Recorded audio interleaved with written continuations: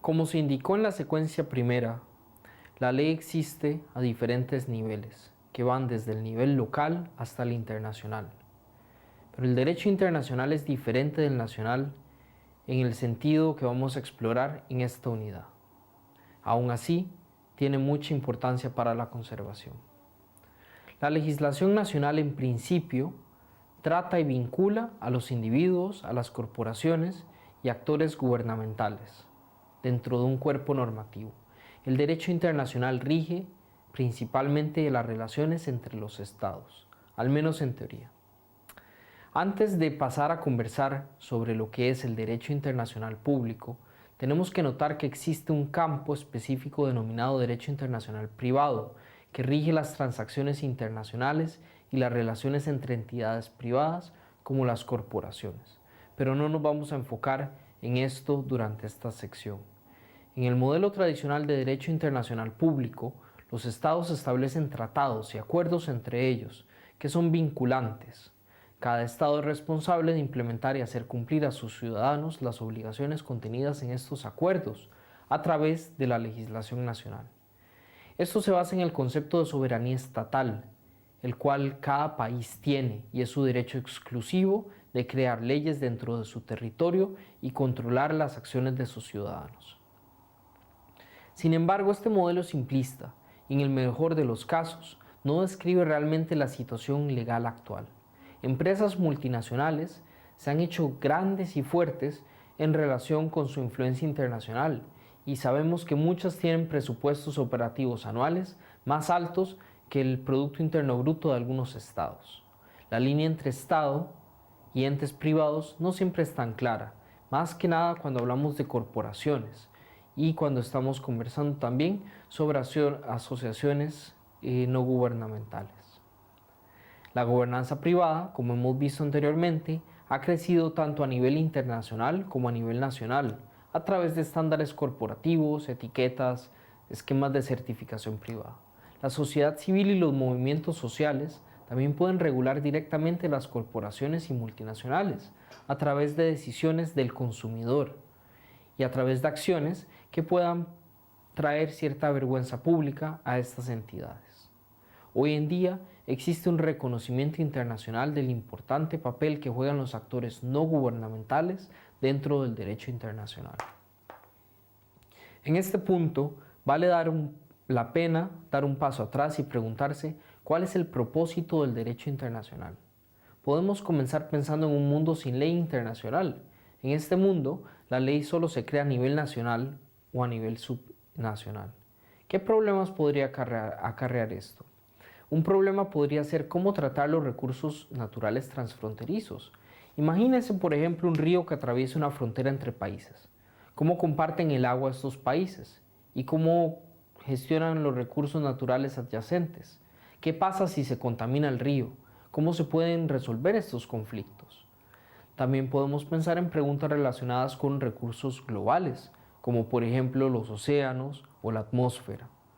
Un ejemplo sorprendente es el cambio climático, un problema global que no puede resolverse de forma fácil a nivel nacional. Otra categoría de problemas se refiere a lo que ocurre dentro de un país, pero que concierne al resto del mundo. El ejemplo más claro y extremo son las actividades que son las que fundamentalmente impactan hasta el punto que van en contra de lo que significa ser humano. Estamos hablando, por ejemplo, de temas como genocidio, esclavitud, tortura y otros crímenes contra la humanidad. Cuando estos crímenes ocurren en un país, debería de haber alguna manera que intervengan otros países. ¿Y qué hay de daños contra la extinción de una especie o la destrucción de un sitio arqueológico irreemplazable? ¿Debería la comunidad internacional preocuparse? Hay muchos otros ejemplos. A veces, la solución de un problema requiere cooperación internacional, como por ejemplo cuando se mata la fauna silvestre de un país debido a la demanda de otro. A veces los países no pueden resolver entre ellos mismos un problema y necesitan la asistencia, incluyendo recursos financieros y técnicos de la comunidad internacional. Puede pensar usted tal vez en otros problemas que pueden salir si no hubieran leyes internacionales. Podemos pensar en muchos desafíos que no pueden resolverse solo con leyes nacionales.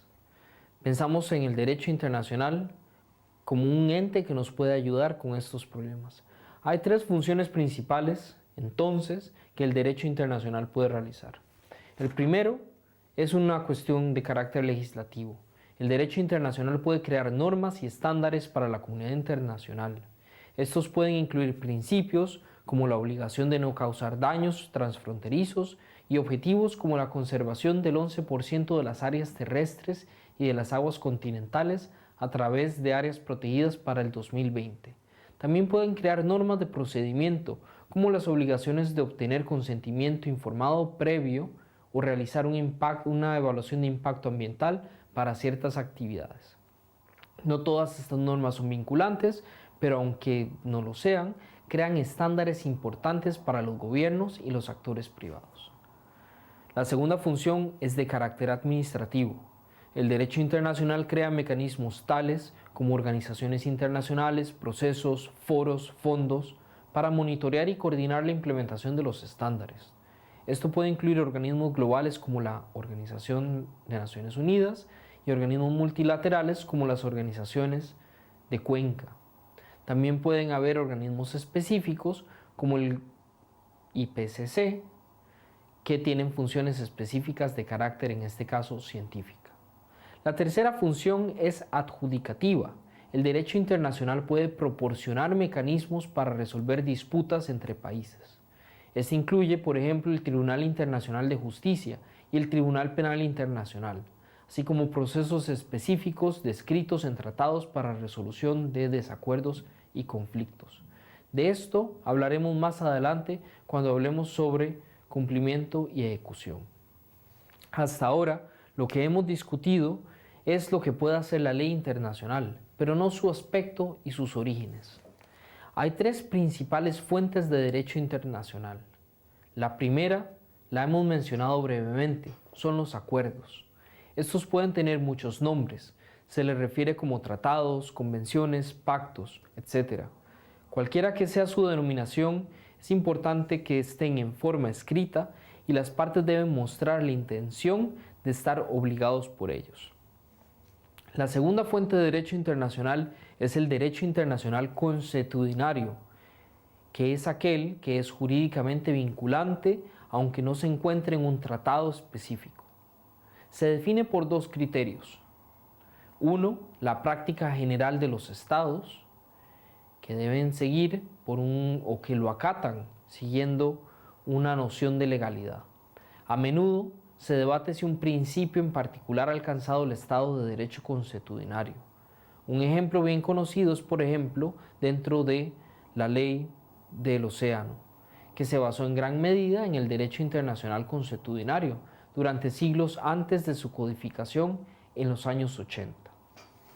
La tercera fuente de derecho internacional son los principios generales de la ley, que se crean y se relacionan principalmente con el procedimiento y se utilizan hoy en día principalmente para eliminar disparidades.